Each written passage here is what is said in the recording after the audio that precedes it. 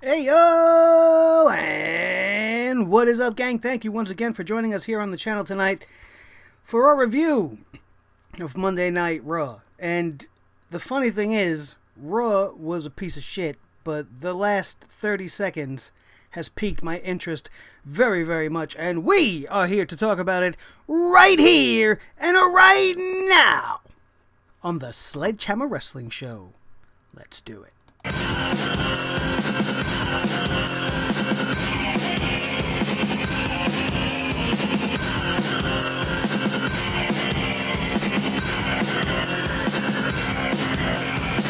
Sledgehammer Wrestling Show.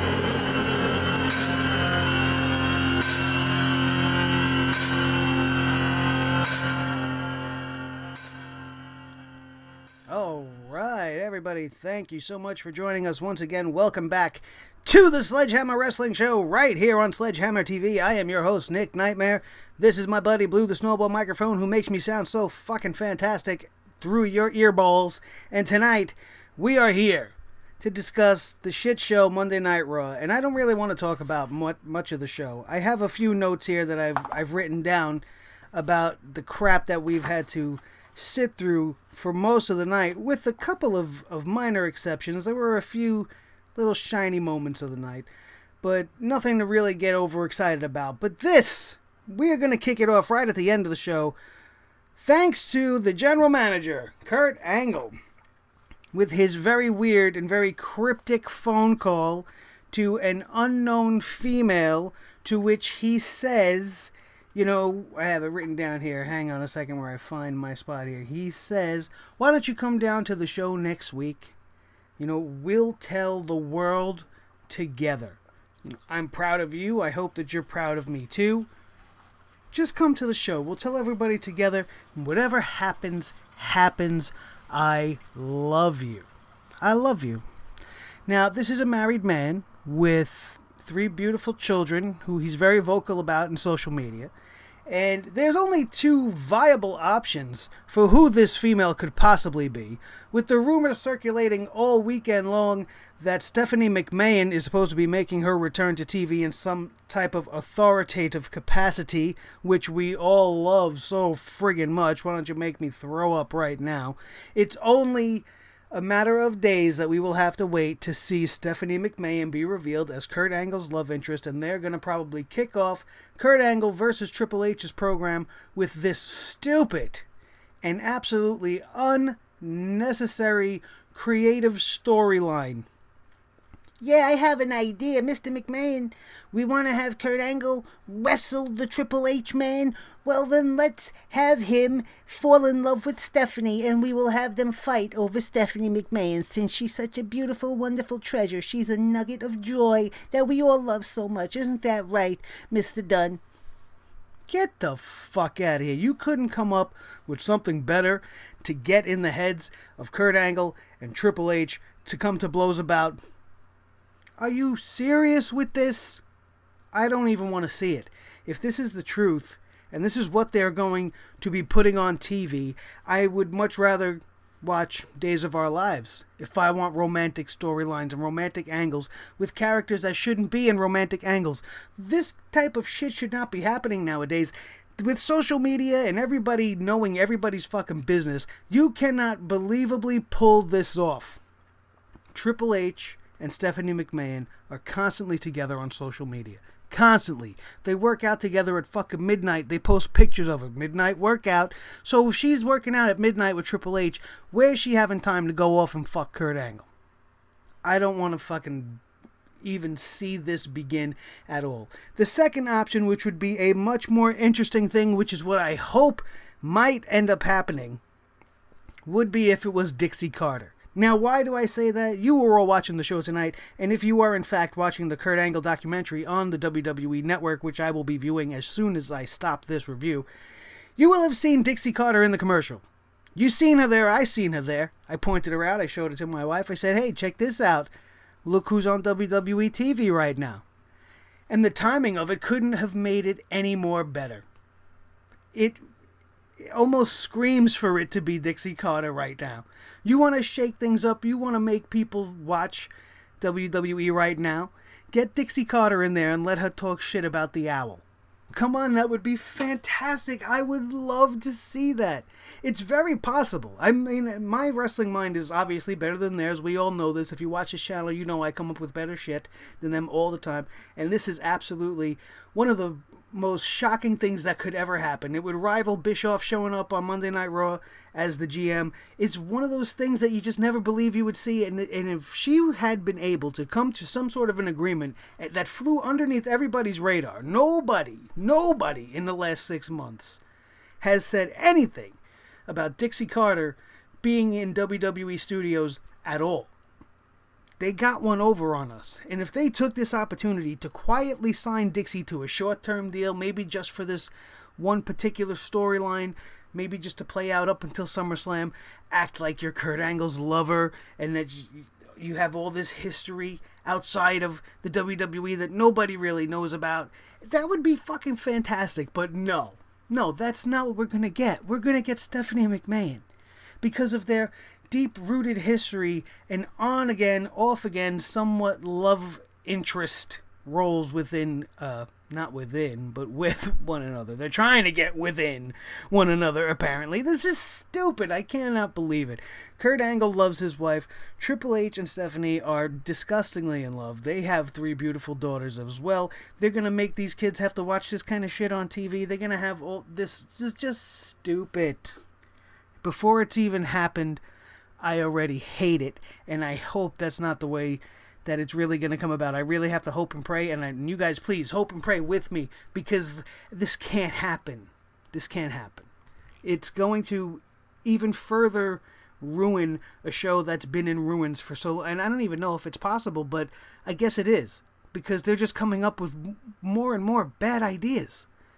Of course I would love to see Triple H and Kurt Angle go at it in the ring. I don't need it to be for anything.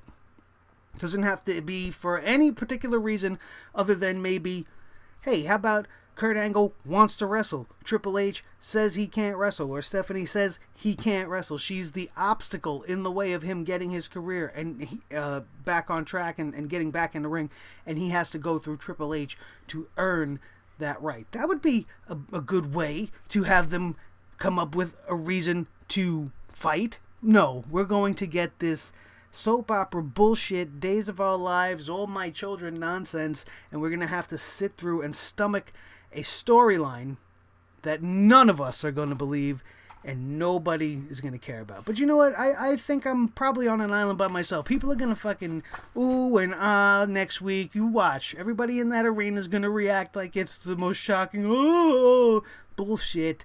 And yeah, you get caught up in the show when you're there. And the internet's probably already blowing up because people can't keep a secret, and everybody knows Stephanie's supposed to be coming back to the show. She was rumored to be there tonight. With this announcement by Kurt Angle, this phone call by Kurt Angle, it's almost a guaranteed fucking fact that it's going to be Stephanie McMahon. Although I would much rather Dixie Carter. Let's get to this fucking bullshit show. It started off okay because Big Cass comes out. He cuts one hell of a promo. I was absolutely proud of him for being able to use and cut the mic the way he did tonight. And everything he said was very good. But almost right on cue, as soon as he said, "There's no one bigger than Cass," enter the fucking Big Show. Everything is going good for the kid. You could see he was a little nervous when he came out, but he got his shit together, and by the end of the promo, he was confident, and he was authoritative. He was not reserved in any way, and you had this moment ruined by the Big Show coming out, because, of course, every time, "Oh, Mr. McMahon, sir, we have a big man. We have another big man. We need the fans to know that he's a credible threat and that he's going to be the big man. What do we do?" "Oh, give him the Big Show. That's what we always do." "Oh, that's right, sir. Excuse me for forgetting. Let me take my foot out of my ass." Listen, every single time we have a big man, they throw the Big Show at him. And subsequently after the Big Show usually comes Mark Henry. And then after that, they don't know what to do. And they will get squash match after squash match after squash match. That seems to be the direction in which we are going. I was afraid that this was going to happen and they were just going to throw Enzo away like a piece of trash, like Cass said tonight, and that he's going to just be moved along into his next program, which will now be against the Big Show, which nobody wants to see. Nobody cares. I certainly don't. I don't know about you. I would have much rather see him go up against somebody much more formidable, like a Roman Reigns or a Seth Rollins or any of the good guys on the roster. Not these guys who are walking out the door right now, getting ready to retire, and are just there to put over the young guys, and he's put over how many big guys already? So who is it really helping? Braun Strowman's the legit big guy, if you want to go by that logic, because he's beaten the Big Show, what, like 100 times in the last year? Come on. This is stupid, and I don't like the direction they went with it, but it is what it is. Elias Sampson comes out, starts singing a rather entertaining and beautiful song about Finn Balor, and then Finn Balor comes out to interrupt right on cue, as they do. I mean, it's a standard thing to do with a character like that. I'm not surprised by it at all. This match should have been on the pay-per-view. This match was actually a good match. I did not mind this match at all. I enjoy both talents. I think both men are fucking fantastic. I just think that this feud is wasting both of them. I think Finn Balor should have been moved on to be facing the Miz. The Fizz. The Fizz. Fuck him. Fuck the Miz right now. The Fizz was cutting a promo on Raw Talk last night after Great Balls of Fire, where he laid out an open challenge for the Intercontinental Championship. And I was very hopeful that Finn Balor was going to come out and be like, oh, you want to defend it against anybody? I'm here. Let's do this. And then give Finn Balor the damn belt and allow him to establish himself as a fighting champion. I don't know where the demon went. Why are we not coming out in paint anymore? Is it because he's not really having matches of notoriety, that there's no reason for him to really pull the demon out? I don't understand. I have all this merchandise. I got t-shirts and dolls and all stuff with the demon and the wig and the whole nine, and I haven't seen him like that in like the last 6 months since he's returned to Raw. Where's the demon? All we're getting is Finn Balor. Not too much of a complaint. It's just like, come on. That character, that is his gold mine. You're selling merchandise with it all over it, but you're not allowing it on TV anymore? What the hell is going on? I don't get it. And talking about the Fizz Miz, the Mizzies, really? We had to have a bullshit fake award show that dragged on and on and on for a good solid 10 minutes of him just yammering on, sucking everybody's ass, giving everybody fake awards, just to have Dean Ambrose come out and beat everybody up. I thought the Dean Ambrose thing was going to be done. I was hoping to God that it was going to be done, but apparently it's not. And I don't know why. At the same time, Seth Rollins comes out, as The Miz and the Miztourage would get the upper hand on Dean Ambrose, and then Seth Rollins would come in, interject, and even the odds. Dean Ambrose would thank him by telling him, hey, listen, buddy, you had your chance. The Shield reunion is not going to happen. You know, you blew it, and forget about this. I don't need your help. So that's what he got for his trouble. And I don't understand this at all. This Intercontinental Championship should be moved out of this circle of guys. There are much better contenders for it. Obviously, like I just said, Finn Balor would be one to take that title from The Miz. And then you can have him feuding with Elias Sampson. Let Elias Sampson have a run of the championship. Don't give it to him because you're trying to establish Finn Balor. Well, that's what you should be doing in any case. The women's tag team match and the cruiserweight tag team match were booked the exact same fucking way. It's as if they have no way to get people over anymore aside from a particular book with like 6 segments that we're just going to keep rerunning over and over and over again because the fans are stupid with short memory and they don't remember last week from week to week. I remember at least from match to match. I don't know about you guys, but you tell me if I'm wrong. Though both of these tag team matches finished with the champion getting pinned and losing in order to establish momentum for their babyface challengers. In the women's case, it didn't even make sense even further because you allowed the champ to be roll-up pinned by Bayley, who is pretty much the Bray Wyatt of the women's division. She has all this promise and they're just not capitalizing on it, and she's done nothing but lose. But now she gets a roll-up pin on the women's champion. So Sasha didn't even get the pin, even though she's been the one saying, I can beat Alexa and all this shit. My only hope that can come out of all of this is that these are the seeds being planted for the Sasha versus Bayley, the Sasha Banks heel turn. And because I'm telling you guys, there's magic in that. If these girls get in the ring against each other, there's nothing WWE Creative can do to take the drama away from it. They are very good. They are each other's best opponent, in my opinion, and it needs to be seen. And if this is the beginning of that, then fine. If not, then this was just a waste. And the Cruiserweight division as a whole is just a complete failure. We all know this. This segment went longer than 5 minutes. Good for them. But in the end, what do we have? The king of the Cruiserweights, the guy that has planted his flag at the top of the division, getting his shoulders pinned to the mat by his incumbent challenger. Why? Why? I don't understand why that's the only way the WWE knows how to get momentum for their challengers. By pinning the champion during regular television shows, and then you'll have the champion win at the pay-per-view. It's getting old. It's getting to the point where my brain just can't handle this garbage. And the only thing that makes it worth it is two shining little bright moments where we had the Hardys beginning to break. It's very obvious. We had Jeff Hardy come right out and say, should we fade away and classify myself as obsolete? How much more clear as day do you have to get in that? And then Matt Hardy would go on to claim that they're slightly broken. So he's telling us we're getting there. And the fact that they even used those two particular words in a promo means that they've made some legway in their negotiations. If it's probably already done, and they're just not telling anybody. And they're going to just drop it on us, especially after what happened tonight at the conclusion of this segment. The Hardys would come out, and then Gallows and Anderson would come out and start talking shit, saying, hey, listen, you guys are here to make magic, but we're magic killers, blah, blah, blah. The Hardys would go on to invite them into the ring, and apparently the Hardys have the power to make matches because an impromptu match was formed up. The ref came down to the ring. Kurt Angle had absolutely nothing to do with the situation, and they would go on to lose to Gallows and Anderson. And then after losing to Gallows and Anderson, the Revival would come out and just lay waste to the Hardys, decimating them even further, causing much more damage to the brain of Matt Hardy. So I believe he's just going to get more and more broken as they keep getting more and more destroyed by the Revival each and every single week, if he doesn't come out next Monday and just full-on break.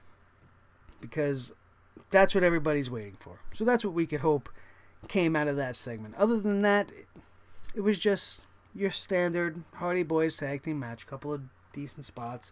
Gallows and Anderson are useless. They get the win in this situation, but they're nothing.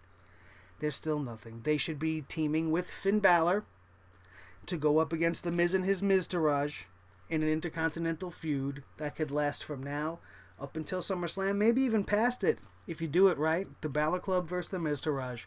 That's what should be happening, but it's not. The best moment of the night by far, Brock Lesnar, Samoa Joe, even though Roman Reigns was there for absolutely no reason and was just a pawn in the background. He just stood there in the background like a dressing, like a fancy little statue, because Joe and Lesnar took center stage. That's where the money's at, man.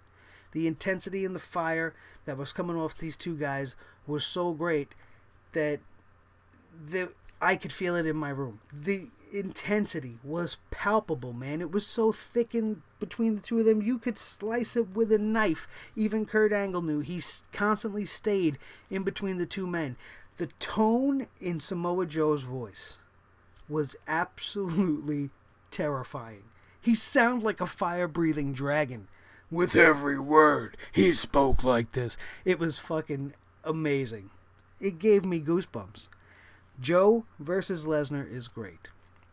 And sure, when the pay-per-view went off last night, and in my video that I put up earlier today as well, I'm very down on the fact that I don't like the way the match went down last night at Great Balls of Fire. I think it made Joe look bad. But, in retrospect, if it was just the beginning, much like I said with the women's match earlier today, if it's just the seed being planted that Brock got the early win on Joe, even though Joe pretty much had his number, then I could accept it. And if it's going to become a long-standing program, I'm going to fucking love it. These two guys, when they get within 5 feet of each other, just ramp up the volume to 1,000, and I can't wait to see more from them. And I know I overhyped myself, and I got overexcited for what happened last night, which was a giant thud in my eyes.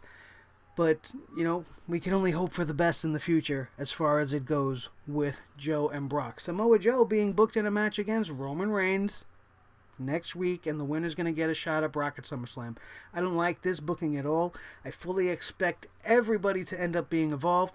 Braun Strowman wasn't even on the show tonight. He will put his 2 cents in. He will get involved in this match.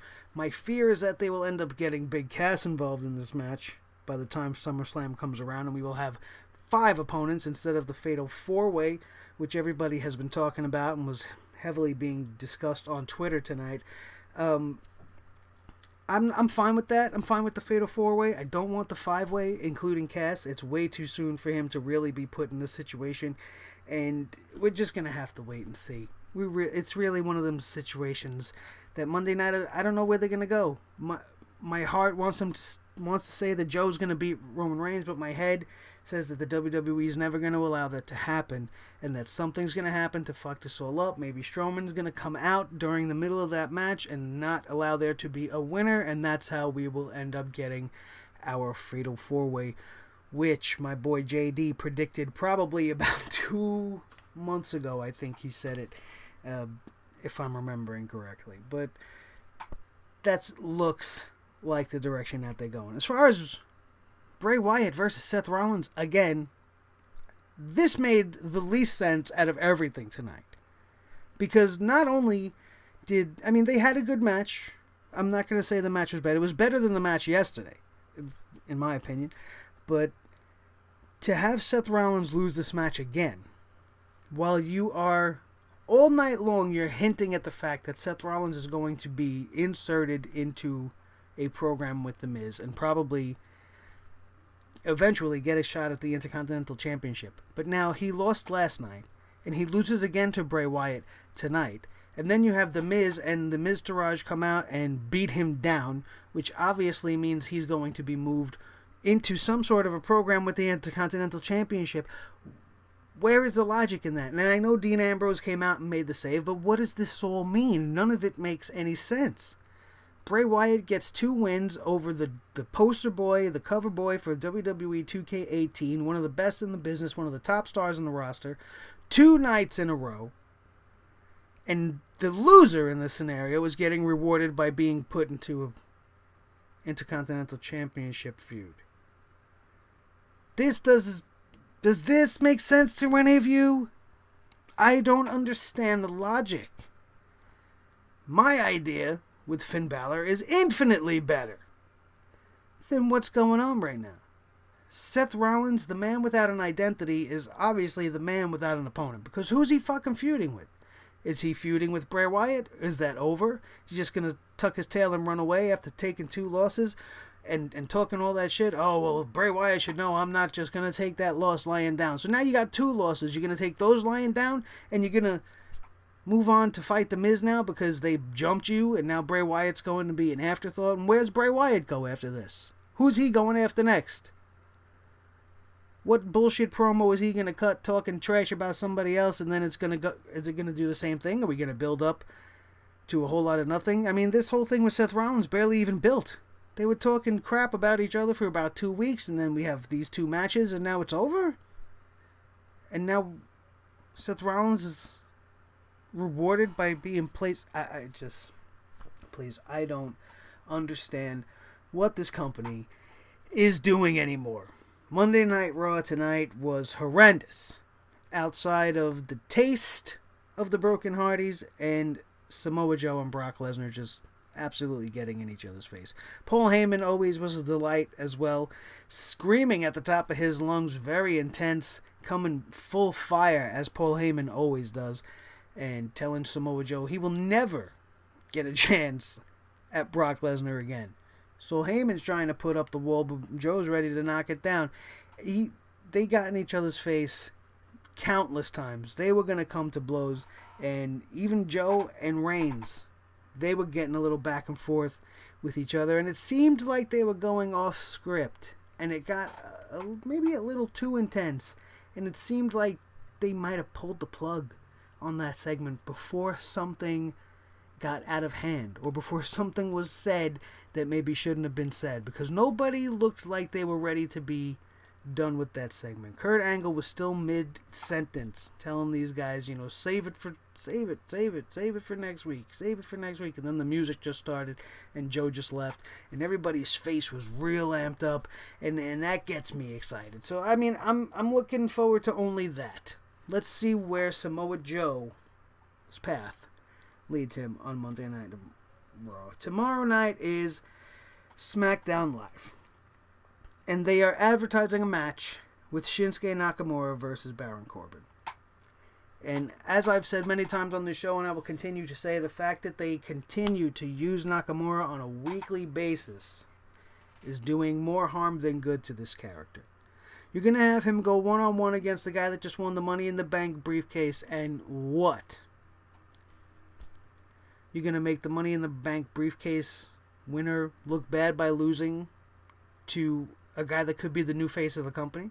Or are you going to take a superstar like Shinsuke Nakamura, who's worth so much to the company, and have him take a loss to the guy that's obviously going to be wearing championship gold before the year's out?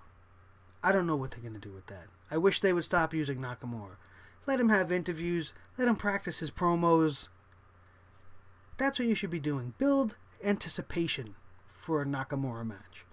Every time you see that entrance and you hear that song, it loses its luster every time. And the more you show it, the more it's just going to become, oh, yeah, it's Nakamura. I don't know. We'll have to see where that goes. I don't know what else is being booked for that show, but I am looking forward to seeing the phenomenal AJ Styles and what he's got to say about being our new United States Champion. Thank you guys so much for joining me once again tonight. This has been the Sledgehammer Wrestling Show right here on Sledgehammer TV, only available on YouTube.com. Thank you to all my new subscribers that have come out in force this week. You guys fucking kick ass, you bastards. I love each and every one of you guys. Don't forget to like, share this video with your friends, and if you have not already, join the subscriber club. Hit that subscribe button and the thumbs up too, like I said. Show your love for the Sledgehammer Wrestling Show. Become part of the family. And I am Nick Nightmare. This is Blue the Snowball Microphone. And we, my friends, are out of here. Thank you for watching, and we will see you next time right here on the Sledgehammer Wrestling Show.